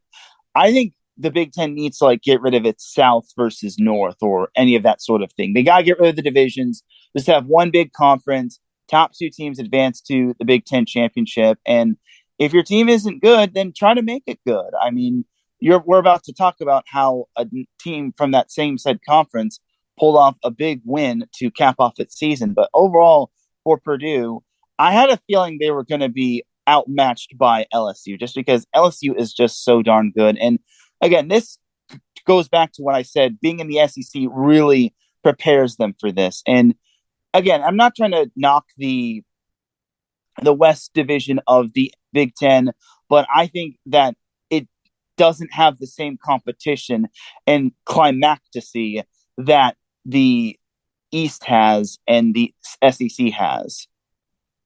Agreed, Teran. Definitely agreed. And, well, let's just go ahead and get into those last 2 games. One of them pains me to talk about. I really don't want to spend too much time on it because I'm still mad. But USC bothers me in so many ways. Before we get into this, congratulations to Tulane, man. Tulane balled.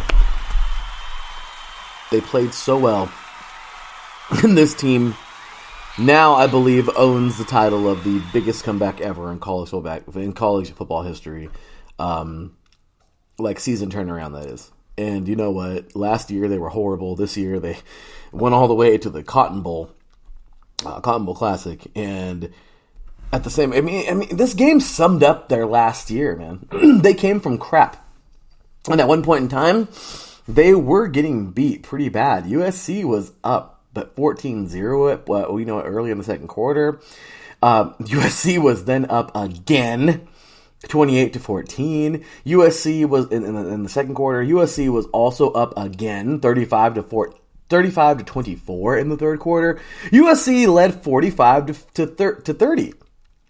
Teran, USC led double digits like a ton of times in this game. I know you talked about it yesterday on the SoCal Spring Sports Show, and Teran, it just pains me to even talk about it now, but of course we have to. I mean, this team's a joke. I'm sorry. It just bothers me. It bothers me that they couldn't close the door. Once again, and I don't care. I mean, let people can say what they want.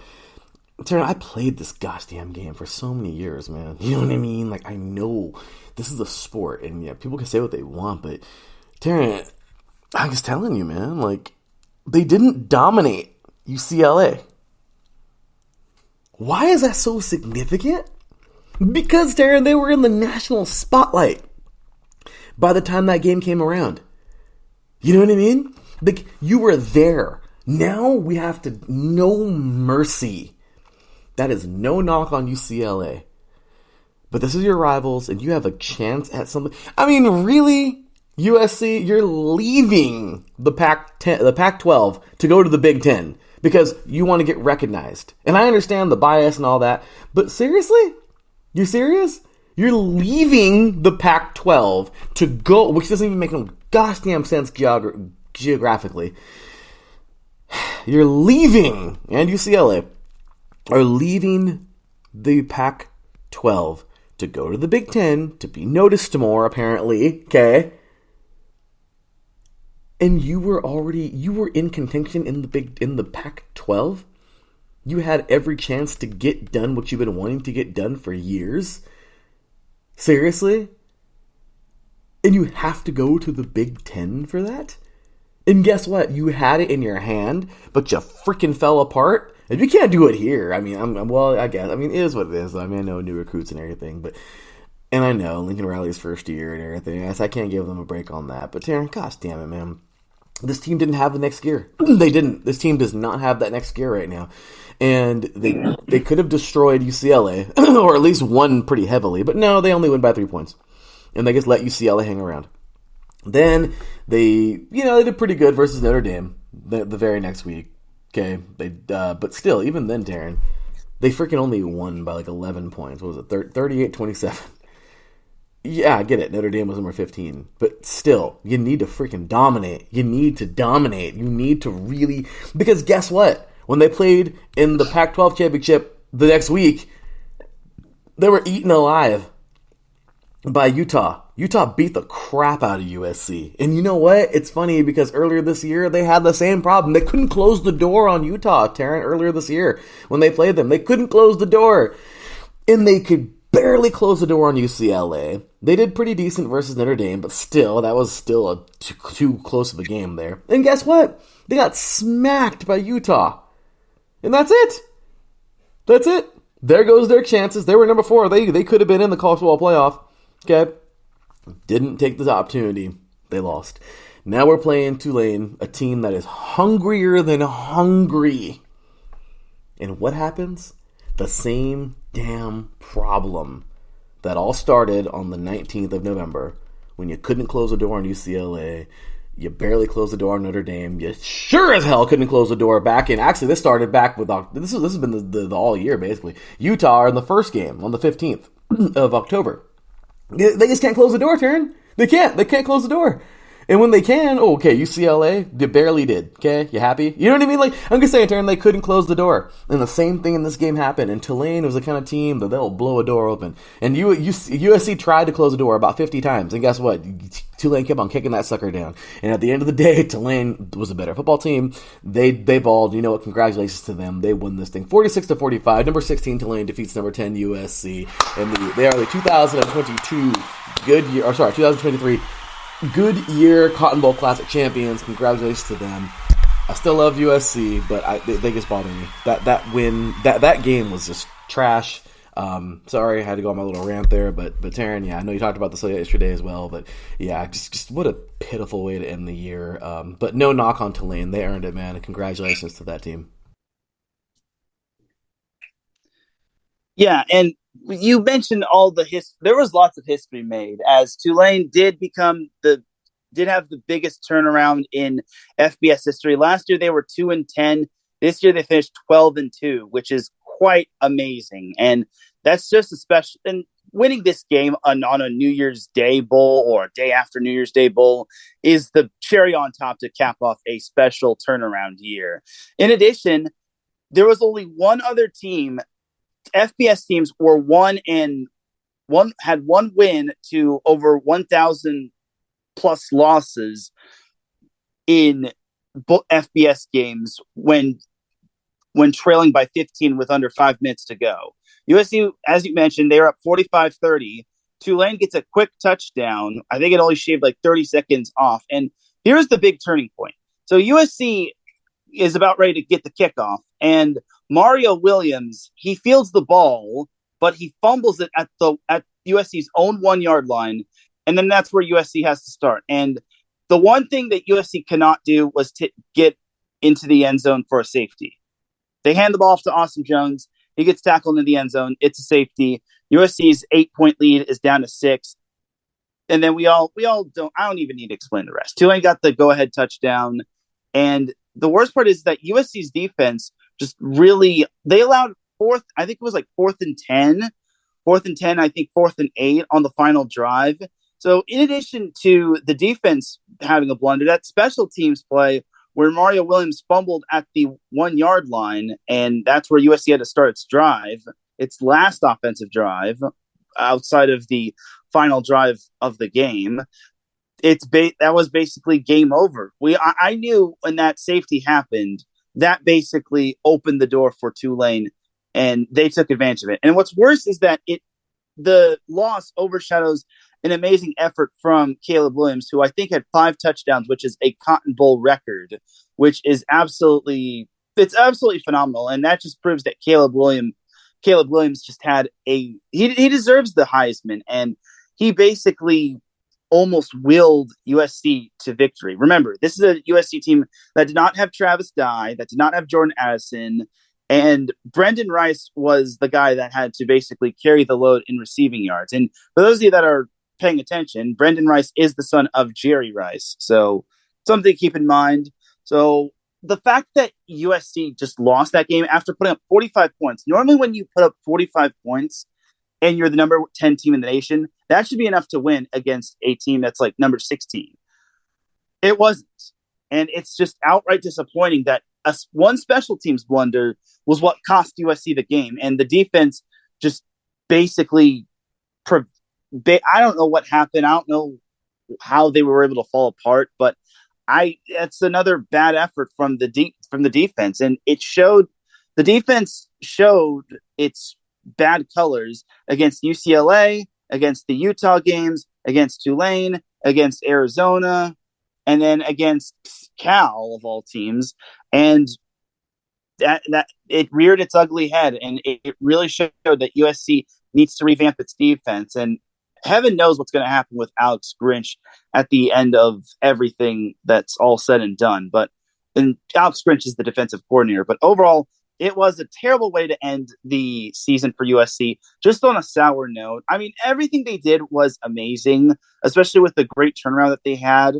But unfortunately for USC, your defense has to be better, because you cannot play Georgia with that bad of a defense. You cannot play Michigan with that bad of a defense. You can't play TCU or Ohio State with that bad of a defense. You have to have everything perfected, especially against an improved team like Tulane, just because your offense could be super talented all across the board in terms of quarterback, receiver, all that sort of thing. But if your defense is giving up 40 plus points per game, and your special teams is having blunders late in the game, and you're not able to close out the game, you don't deserve to be in the Final Four or the college football playoff. You really don't. And USC just has a lot to learn when it comes to building a fully complete roster. I agree, Teran. And there we are, man. That's it. I mean, well said. I couldn't have said it better myself. Way to close that one out. And really, yeah. I mean, I know it's Lincoln Riley's first year. Let's let him do his thing. But that was disappointing. Anyway, congratulations. What a way to go. What a way to make this thing happen. They scored with freaking 9 seconds on the clock. I mean, just amazing. Michael Pratt to Alex Bauman, 6-yard pass into the end zone. Valentino Ambrosio, I believe, with the extra point. 46 to 45 final score here. Pratt threw 8 for 17. This is crazy. 8 passes. He threw for 200. He completed 8 passes, man, and threw for 234 yards. Yeah, USC, you have a problem in the secondary. Major. They threw for 2 touchdowns. Spears just ran all over the Trojans, man. 17 carries, 205 yards. He doubled the sanctuary mark. I love it. 4 touchdowns. And what was that, Darren? I think the Spears' rushing yards is also a Cotton Bowl record. Oh, I don't quote me on gosh. that, but I'm fairly certain that those 200 plus yards is a Cotton Bowl rushing yards record. I can definitely. I'm good Trojans. I'll let that one sting for a while. And then, of course, Jackson, 1 reception for 87 yards, 1 touchdown. Yeah, why not? Just 1 reception for 87 yards. Why not? You know, the leader there. But Sam, what a great game for these guys, and they balled out. And there you have it. Yeah, congratulations to the Heisman winner, of course, Mr. Caleb Williams. But well, definitely not the way he wanted to go out. That year. And then, of course, the Rose Bowl game presented by Prudential. Darren, this was a good football game, man. I really enjoyed this thing, man. Penn State has gone so many times to the Rose Bowl in the recent history, and they have just not been able to get it done. Correct me if I'm wrong, but yeah, every time I've remember the Rose Bowl in the last 10 years. I just don't really see. I see Penn State there a lot, just not winning. But this time they got it done, dude. They freaking did it. First quarter 7-0. At the half it was 14-14. Utah, as you and I both know, does not go away quietly at all. They're a team who's going to fight. But at the half, man, Penn State rallied the troops, and it was a different football game in the second half, man. Penn State scored the only touchdown in the third quarter, 21-14 going into the fourth. And how do you end the game, Teran? You freaking dominate. It's something that USC doesn't know how to do. But Penn State knows how to dominate. They close out the game, especially versus a very good team like Utah. They scored not 1 but 2 touchdowns back to back, man. 35-14 with 10:36 to go in this game. You better believe Utah's going to fight back. But Teran, it took almost the entire fourth quarter for it to even happen. Utah will score with 25 seconds left to go in this game. It was over, Teran. It was over. 35-21, final score in this one. Penn State, man, the 2023 Rose Bowl champions. Good for them, man. I'm so excited, happy for them, and their coach, I forgot his name. But just amazing stuff, man, by this team. They were really, really poised in this game. They wanted it, man. They freaking wanted it. That is a team that's hungry. And I just feel like James Franklin, that's his name. Look at him. But yeah, man. I mean, seriously, this team, they were hungry, Teran. And that's what a hungry team does, right? They go win, they eat. And Clifford, 16 for 21, 279 yards, 2 touchdowns. Awesome. Singleton, 7 carries for 121 yards. That's right, young man. You only need 7 carries to go over the century mark. I like that. 2 touchdowns. And then Lambert Smith, 3 receptions for 124 yards, 1 touchdown. Another low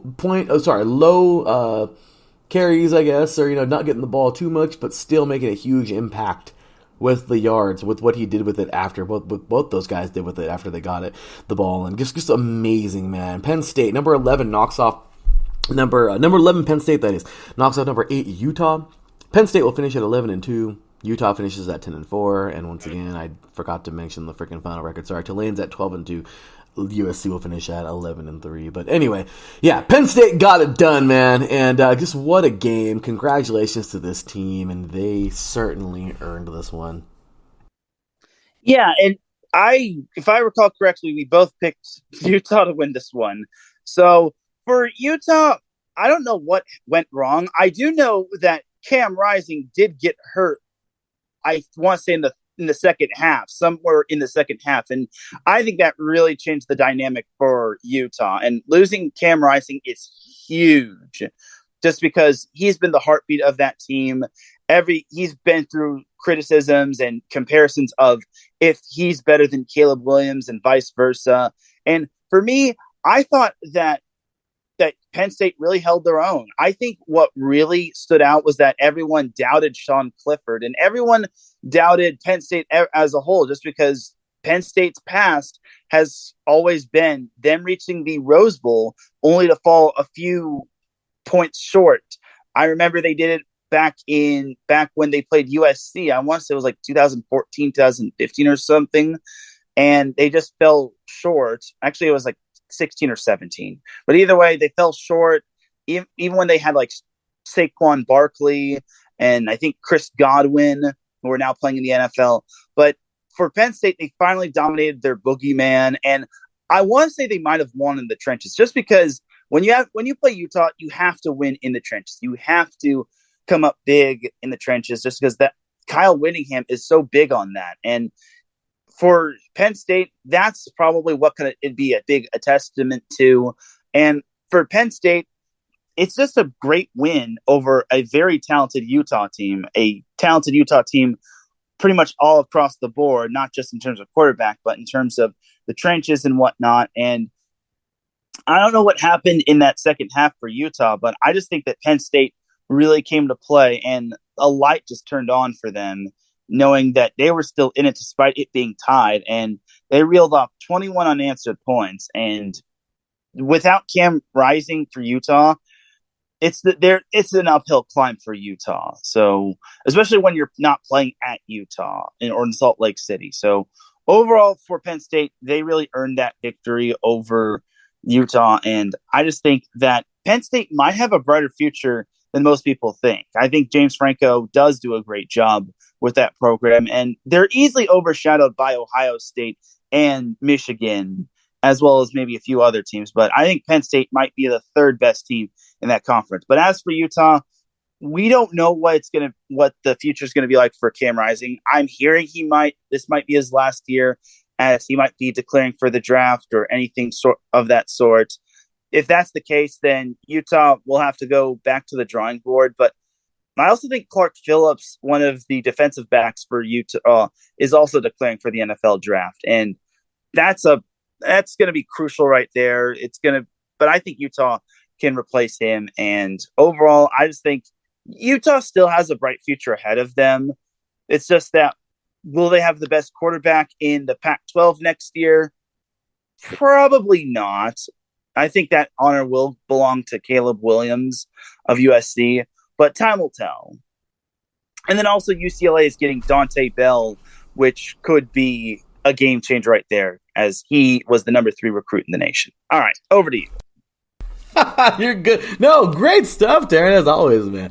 Gotta give you the applause for that, but always great content, brother. Thank you so much for bringing that aboard, and it's going to be a wild ride coming up next year. Who's going to do what? Who's going where? It's just going to be crazy. But that will do it for bowl season. And, well, we have one more game to talk about, Teran. I know we're over at an hour and 40 minutes already, basically, so this won't be too long. But we'll take ourselves one more quick break. When we get back, we're going to talk about this national championship coming up on Monday evening. And off of the show. And, well, the next time you see us or talk to us, yeah, it's going to be for the last time talking games. One more time back for the Senior Bowl, maybe once or twice, actually, coming up late January, early February. And then guess what? We will see you guys in August. So, always fun stuff, man. But Teran and I will be right back, getting ready to talk about the big one, y'all.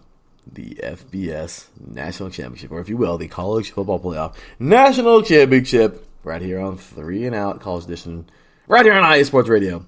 Your direct feed for all that is sports. We'll be right back after this. From Russell's return to great division rivalries to young quarterback battles, what better way to wind down the first day of the new work week than with USRN's Monday Night Football. Season premieres September 12th on USRN.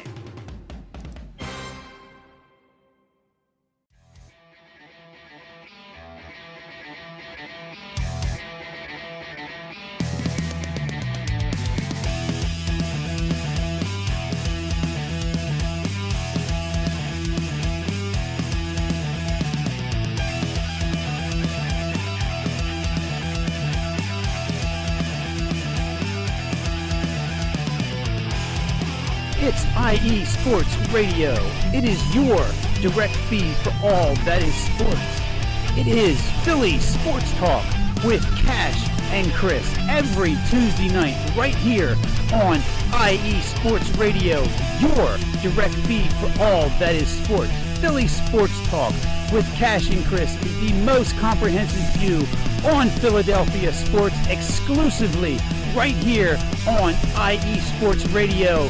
You know what it is, your direct feed for all that is sports. Tuesday night, IE Sports Radio, Philly Sports Talk with Cash and Chris.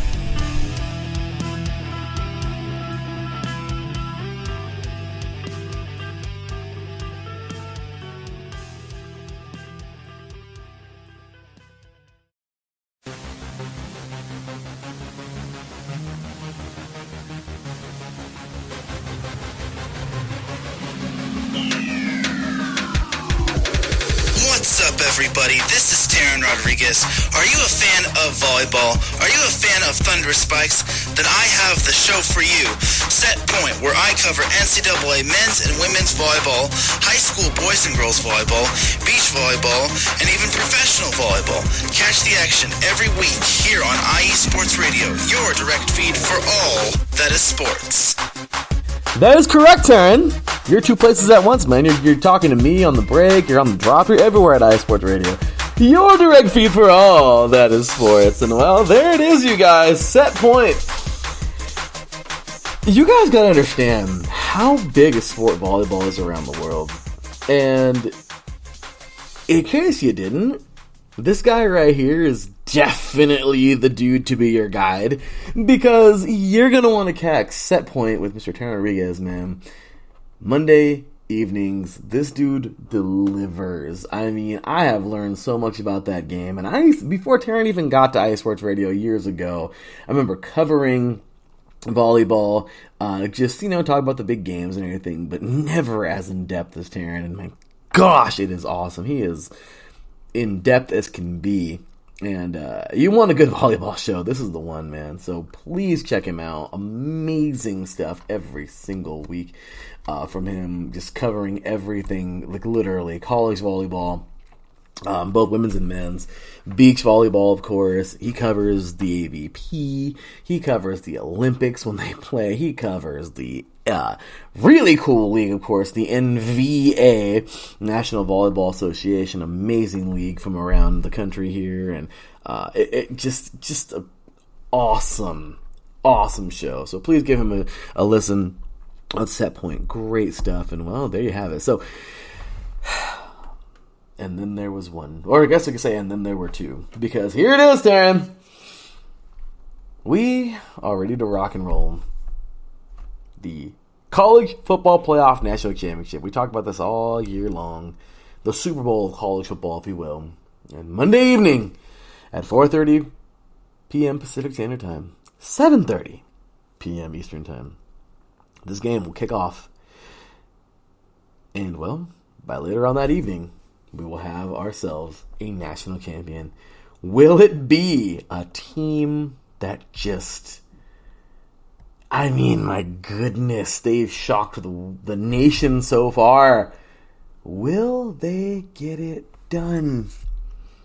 Or will it be the team who has a stronghold right now on that title, the Georgia Bulldogs? We shall see. So, in an article written here by Barrett Sale, I believe, Sallee, just a little bit ago, actually, Georgia, for CBS Sports, he says, Georgia versus TCU. And prediction, pick line odds spread for 2023 College Football National Championship game. So I do want to read this really quick here. He says the number 1 Georgia and number 3 TCU, or those two teams, will square off, of course, coming up in SoFi. Pretty awesome. I didn't know that. That's cool. That's pretty cool. It'll be right here in town, kind of, for us in Southern California. But they'll score off on Monday night. Georgia is looking to become the first repeat national championship of the college football playoff era, and the first since Alabama accomplished that feat in 2011 and 2012, led by Heisman finalist Stetson Bennett IV. At quarterback, and the Dogs have evolved into one of the most balanced and efficient offenses in the country. The Frogs sent a player to New York as a Heisman finalist as well, Max Dugan, who didn't even start the season at TCU's number 1 signal caller. That's crazy. Has emerged into one of the most dynamic players in the country. It's amazing. Didn't even start the start of the year. What should you expect on Los Angeles Monday night? Well, and by the way, if you guys, I'm just kind of taking chunks out of this article. If you guys want to read the whole thing, please be able to get on over to CBS Sports, cbssports.com, and check out this awesome article by Barrett Sale. But he says here that Georgia versus TCU, the need to know. So the Bulldogs have evolved outside heading into the playoff. Georgia's list to top off pass catchers was incredibly bizarre. Its leading receiver was a tight end, Brock Bowers, with a wide receiver, Ladd McConkey, and running back, Kenny McIntosh, filling out their top 3. Things become apparent in the Peach Bowl that Bennett has more weapons outside than initially thought. That's amazing. Of course, there's Mitchell, who had been hurt for the majority of the season, had the game-winning touchdown and 43 yards receiving. Arian Smith had 129 yards and a critical fourth quarter score. And Marcus Rosemay Jackson had 2 critical catches. I mean, big time stuff here, right? And then it says here that TCU's running back Swatch, of course, star rusher Kendry Miller, who has rumbled for, almost 1,400 yards, 1,399 yards, and 17 touchdowns this season, left the Fiesta Bowl with a knee injury. His status for the title game is still a mystery. If he can't go, senior Emery DeMercado will likely get the team's first reps. DeMercado rushed for 125 yards on 14 carries and ripped off a critical 69-yarder. In the third quarter, Louisiana transfer Amani Bailey had 29 carries, 241 rushing yards, and 2 touchdowns this season. He will likely serve as a primary backup. Bailey posted 642 yards and 8 touchdowns last season with the Raging Cajuns. So, yeah, I mean, crazy, right? These are all just, of course, lots of numbers. We talk about these amazing players coming into this game. Definitely some guys going into the NFL. So just a little bit of information there. But at the end of the day, make sure you go check out that article on CBS Sports by Mr. Barrett Sell. Just amazing stuff there. But Teran, nothing to it but to do it, right? Here it is, man. The National Championship stage is set. 4:30 p.m. Pacific Standard Time, 7:30 p.m.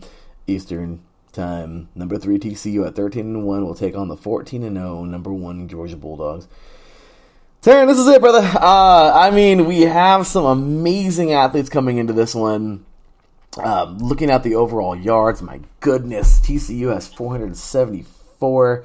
This is their average. I mean, it's amazing, man. Points per game, they average 41 points per game. Georgia averages 39.4 points a game. Points allowed, 25 for TCU. And here's where the hardest hit is, though. Georgia only allows on average 12.8 points a game. That's the tough one, man. So at the end of the day, we look at these stats. Rushing yards, total yards, really. I mean, it's crazy.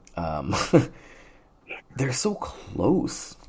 Passing yards, TCU has 269.6, and Georgia 293. And I don't know. I mean, 204.5 for TCU, 201.9 for Georgia. I mean, we can look at all the stats we want to, Teran. Yards allowed. I mean, the rushing is where it gets me. This is, in my opinion, this is where the game's probably going to be won, man. Yards allowed overall for TCU, 385.1. And for Georgia, 292.1. But passing yards allowed, check this out, Darren. TCU is allowed 235.6. Georgia, 215.1. Okay, this is where it gets crazy. TCU allows 149.5. Georgia, 77. Dude, this is looking a little bit like the South Dakota State, North Dakota State game, man. You have a team with a dominant run defense. Oh, no, it's crazy. Okay, I'm going to shut up. Teran, what you got for this game, man? This is going to be a good one.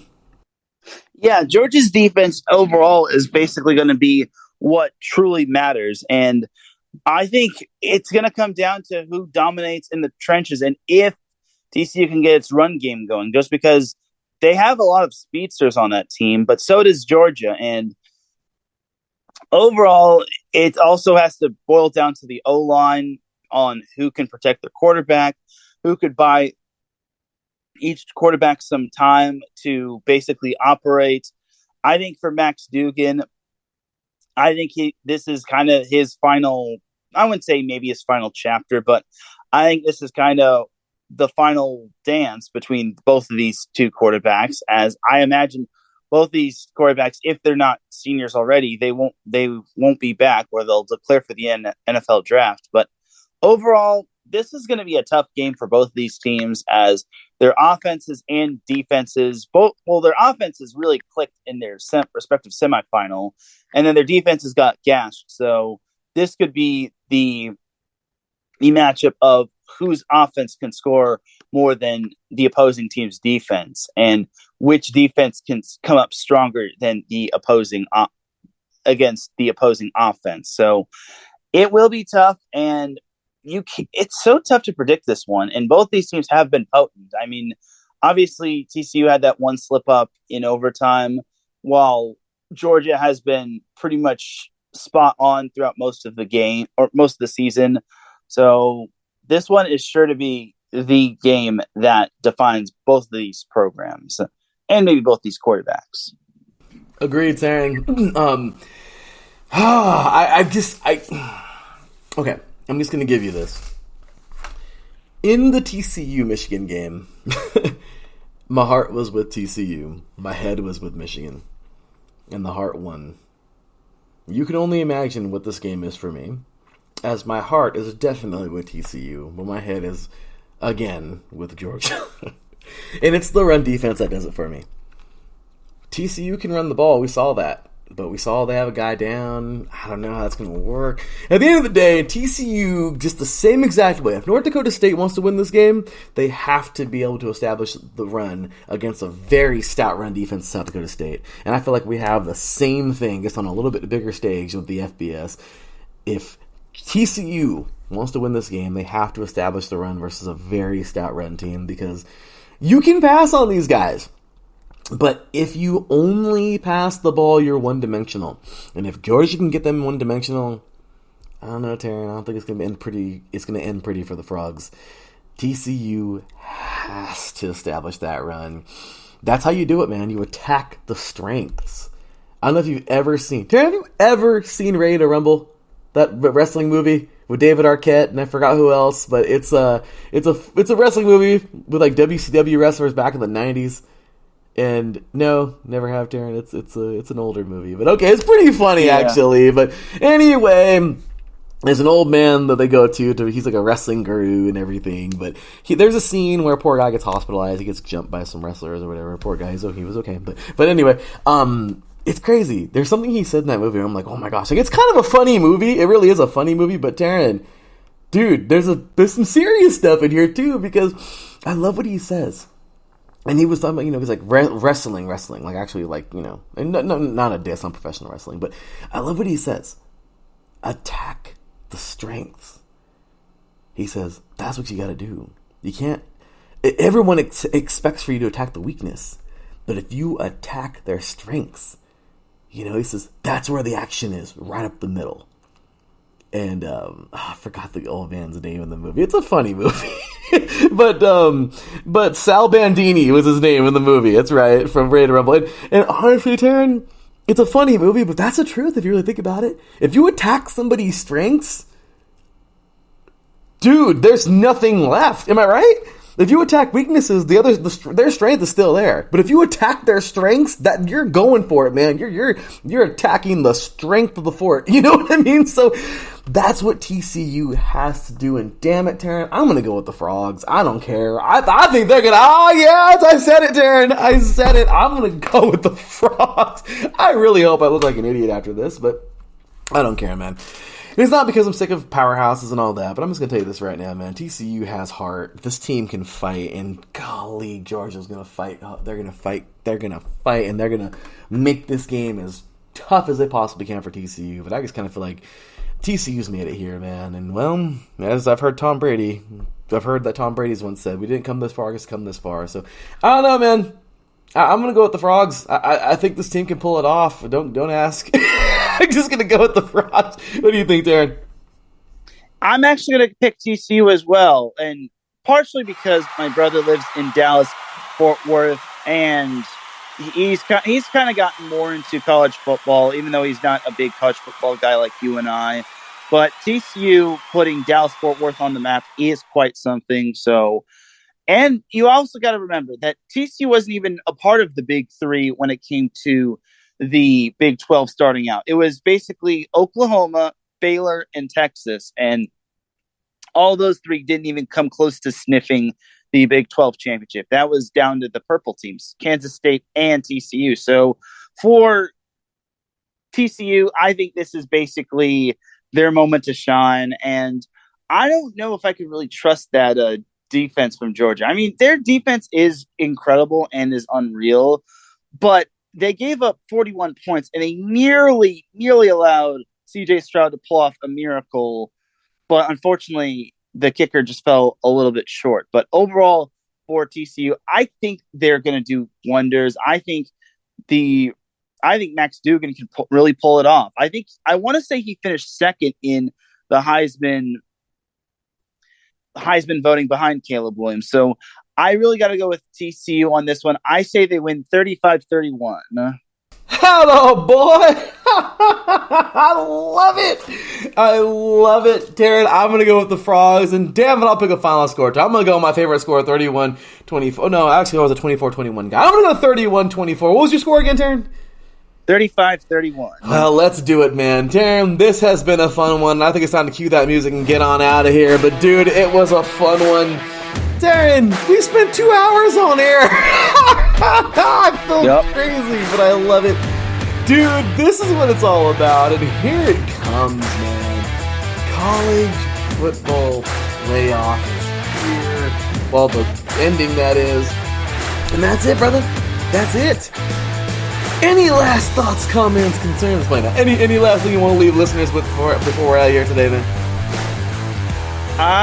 Well, keep an eye on what Bill O'Brien has, as he currently is the offensive coordinator for Alabama, but he could be going back to the NFL because the first team that he started off with was New England, and there are rumors saying that Bill O'Brien could be linked to going back to the Patriots, which is where he started out with Bill Belichick. Believe it or not, he's actually the best of the Bill Belichick coaching tree to have success as a head coach. That is amazing. Well, Teran, where can all these diehards find you? You can find me on Twitter at Teran Rodriguez 1. That's Teran, then Rodriguez, then the number 1. And you can find me, your boy Larry B, at the THE_LB53. Follow us all as a whole everywhere at IE Sports Radio, IESR, of course, IE Sports Radio. Check out IESportsRadio.com. So many changes coming and so many good things coming our way. Big shout out to all of our Patreons, Anonymous, Great, Mrs. Parsons, and Carol. And we thank you to everybody who's showing us love every week. We appreciate you all so very much. Follow the show at 3 and Out, all spelled out, IECE. Big ups and praise to the man above, for without him, nothing is possible. Without all you listeners out there, nothing is possible. And big ups and praise to the man above as well for awaking Mr. DeMar Hamlin. Thank you, God. Please help him to get back to the field, or just get back to life soon. But thank you for sparing his life. And we're so happy that he made it. Of course, I'll get into him. We'll get into him at a later time as well. I'll bring it out coming out. But just thank you, God, for that. So with that said, ladies and gentlemen, Enjoy the game coming up on Monday and tomorrow. We'll be back next week. Right here, bringing out College Edition on IE Sports Radio. Your directory for all that is sports. We'll see you next week. Until then, take care. And as always, God bless.